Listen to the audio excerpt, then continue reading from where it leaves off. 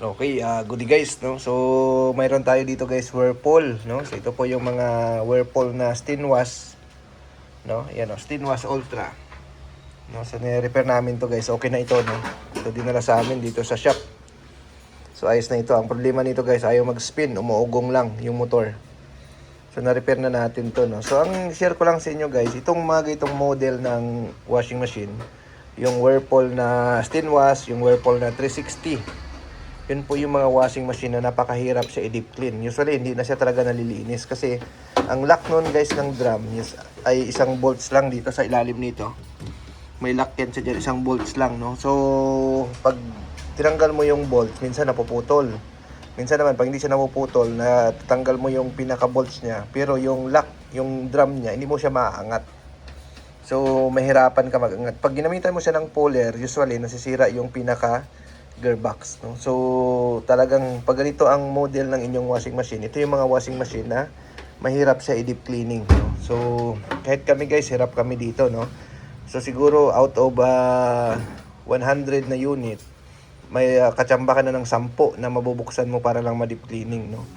So, hindi mo talaga to malinis, no? Hindi mo siya mabaklas na yung drum. Kadalasan talaga hindi siya mabaklas, no? Kasi nga, naglalak yung pinaka gearbox nito guys, no? So kung ganito yung model ng inyong washing machine, no, medyo mahirapan na ipa-deep cleaning ito, no. Usually pa naman medyo malakas din magdumi yung mga itong unit.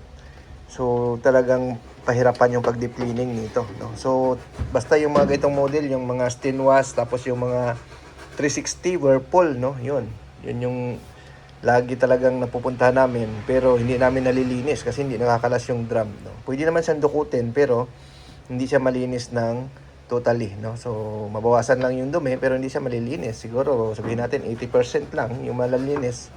Yung 20% maiwan, no? So, ito yung unit na napakahirap siya linisin, no? So, share ko lang sa inyo guys, no? So, although matibay yung unit na to guys, ang sakit lang naman ito yung gearbox, no? Pag na-overload, nag-iingay.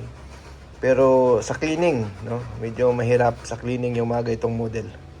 So, tsambahan na mabaklas mo yung unit kapag itong model na ito ang ipapalinis nyo, no? So, yun.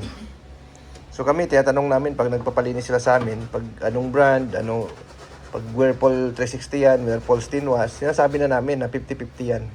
Pwedeng malinis, pwedeng hindi. Dahil pag hindi na yan nagpapaklas, hindi naman natin pwedeng pilitin kasi masisira yung pinaka pulse gearbox, no?